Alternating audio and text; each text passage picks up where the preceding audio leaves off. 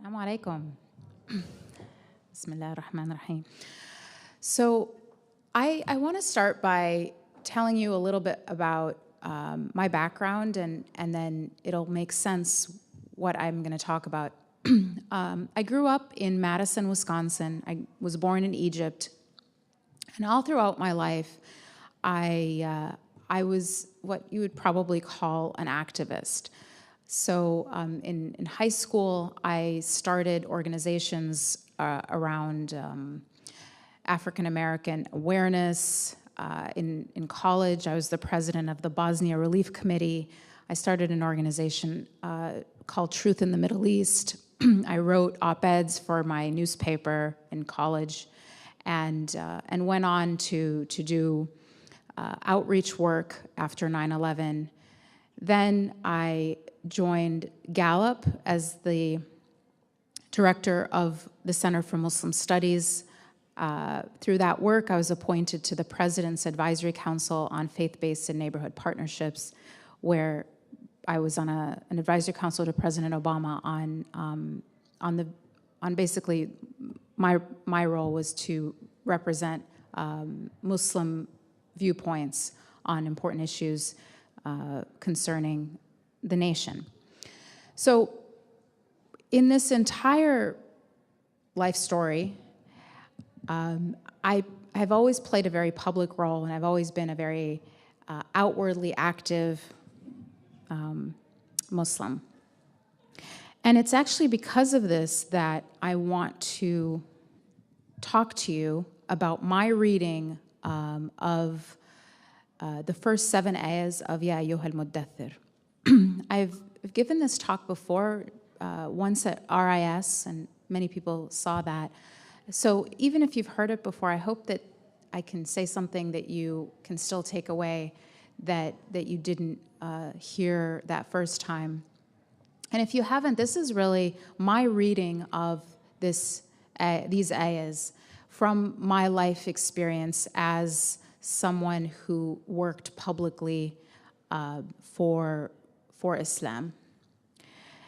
And the reason I think it's so important to give this message to this group is MSA students, and I was one, are so energetic and have so much to give. And so I think it's really important to have a sound spiritual foundation for that work. So I'll start by giving you a little bit of background about these ayahs. See, this surah was revealed as one of the first surahs to the Prophet ﷺ. And it was actually this one that was calling him to start to preach. It was telling him that it's time to get out and tell the world about what was being revealed to him. So in many ways, this is the surah that was calling him to become a da'i. And so I think it's very important as people who are in this field, who are trying to be active, who consider themselves people who are da'is, to hear how the Prophet ﷺ was called to this mission. So this is my reading, not a tafsir. I'm not qualified to do that. But these are my reflections and my readings from my life experience on this message. Bismillah ar-Rahman ar-Rahim. Ya ayyuhal muddathir. So the surah starts out calling the Prophet ﷺ, Ya ayyuhal muddathir, which means you who is covered up, you who is unfolded. And this is a really important point, because the first reaction that the Prophet had, ﷺ, to being called was to hide from it, was to seek cover from it, was not to run to it, but to, in fact, run away from it, was to have fear of it, because he understood the gravity and the responsibility of this call. And that is exactly where we should always start in this pathway to activism, with reluctance, not with energetic zeal, running to it because it is a hard road to walk. It is not fun, it's not glamorous, and if you're doing it for the right reasons, you will see very quickly that you will have so many obstacles and very little glory. There are small moments where you might feel like you've done something that gives you some satisfaction, but those are few and far in between. And this is from personal experience. So if you are not starting this path with incredible reluctance, then you have to check your intentions. Because if this is for any other reason than a reluctant acceptance of responsibility, then I would advise you not to take this path. قُمْ فَأَنذِرْ. Rise and warn. And this is really the second important message. He was asked to rise and warn, not rise and convert, not rise and bring about results. The message he got was to rise and warn. And that's how we have to think of ourselves, as warners or as messengers and not missionaries. Our role in whatever field we're in is obedience and delivery of a message, not outcomes. And this should really help us relax. It's actually perhaps the balance of the first message, which is you should go to this with reluctance. The second thing is it's really not up to you to bring about results. No one will hold you accountable. I mean, maybe people around you, but when you stand before Allah, what you will be asked about is, were you obedient to Allah? Did you have the right intentions? And did you give it your best effort? But you will never be asked about the outcomes. So ask yourself when you're in this work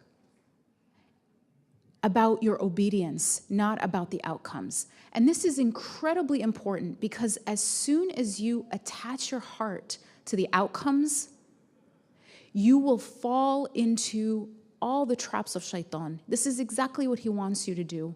Because when you take the outcomes as your responsibility, you will resort to a mentality of the end justifies the means.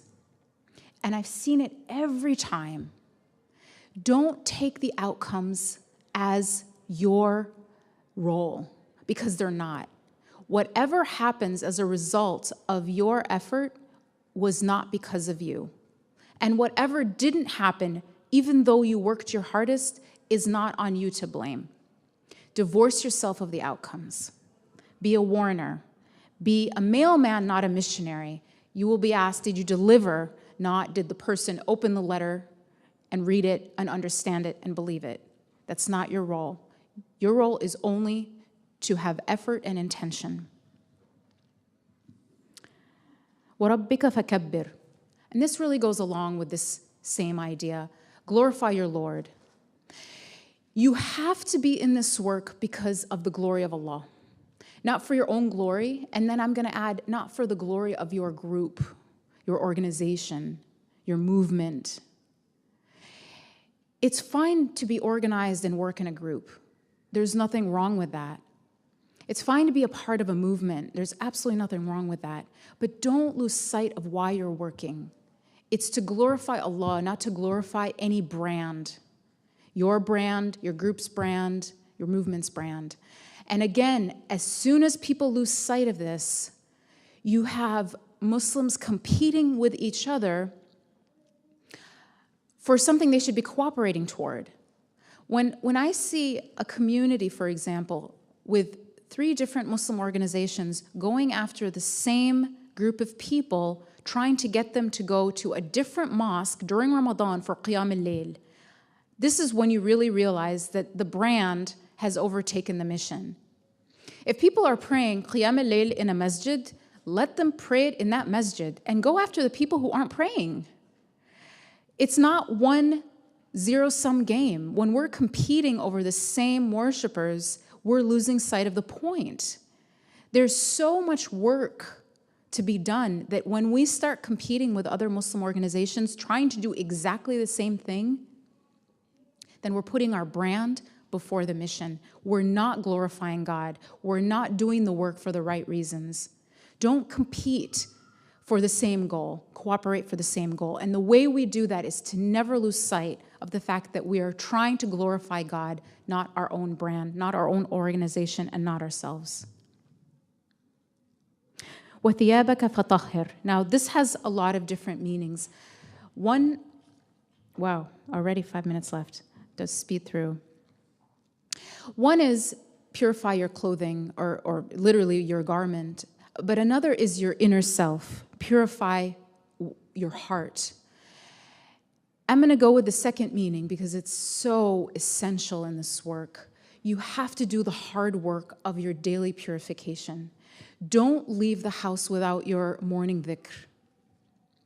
Don't let the afternoon pass without your afternoon dhikr. This is beyond, of course, to protect your prayers. If you're in the work of public service or dawah or activism, your inside has to be pure, and and your work has to come from a daily diet of purification. Otherwise, the work will be done for the wrong reasons. If you're not making fajr, then that's what you have to work on, and the activism has to take a back seat.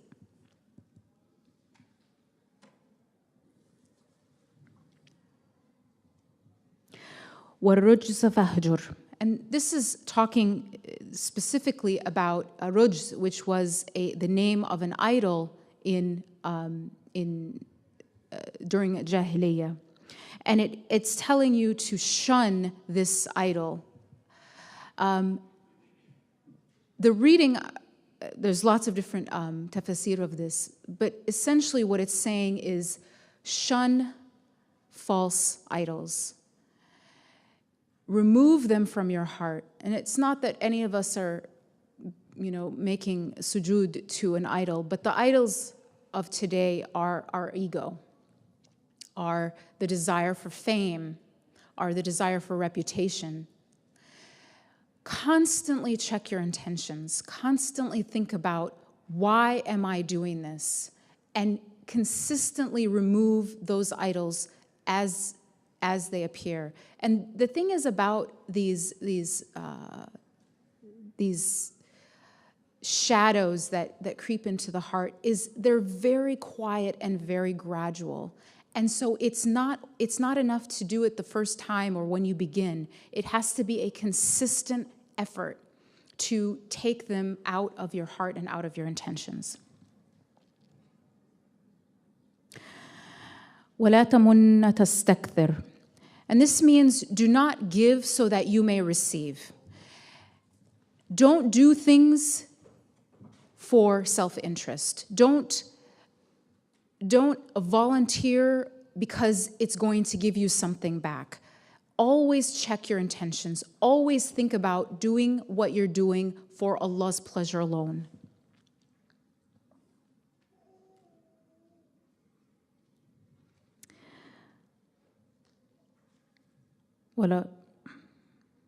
And then finally, the final message in this tafsir. وَلِرَبِّكَ فَاصْبِرْ. And to your Lord, be patient. To your Lord, to your sustainer, turn in patience.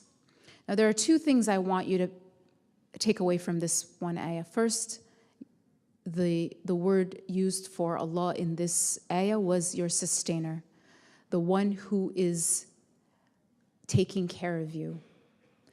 And this is very important because when you're doing this work, you will be tried. You will be tested in so many ways that you didn't imagine. And it has to be Allah that you go to for sustenance. There really is no other way. You can have a group of supportive friends, and that's great, but they have to be secondary to Allah as your sustainer. Without putting Allah in the middle of this as the source of sustenance, you just won't last. You will be burned out, or you will start to do it for the wrong reasons. And then you need patience. You need patience because inevitably you will be up against some serious obstacles. And the one that I want to talk about, and the one that I always mention, is, among many other things, you will face slander. Slander is almost inevitable if you have a public role. Now, how should you deal with slander? As one of the many things that will come up. The first thing is feel some rest in your heart that you are joining the ranks of the greatest people in history, because every single prophet faced slander without exception. Every single person calling to the way of Allah or working for justice faced slander. So you're among the greatest and the best people in history.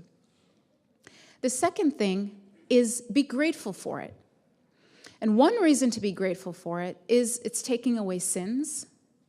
But a second reason to be grateful for the slander is it's creating friction between you and the love of the fame that you have. So when you become a public figure, or when you are active in your MSA or in your community, you will be known. And some of that will be positive, and some of that you might even start to enjoy, the praise that you might get, the notoriety you might get, the fame you might get, and you might start to enjoy it too much. But the slander is great because it creates a friction between you and attachment to that fame. You start to not like it. You start to wish it wouldn't be there. And that's exactly as it should be. So be grateful for the slander because it creates that friction to prevent you from being attached to it. The third reason, the third way to deal with slander is to think about what others have to go through for speaking a word of truth. If we have to deal with trolls on Twitter, they're facing tear gas and tanks. So there's a humility that we have to take in and be grateful that the slander that we're dealing with is far less in seriousness. It's not a threat to our life. We can turn it off. It is possible to simply turn off your phone and go to sleep and be safe with your family in most of our cases, while others around the world pay a much higher price for speaking out. Thank you.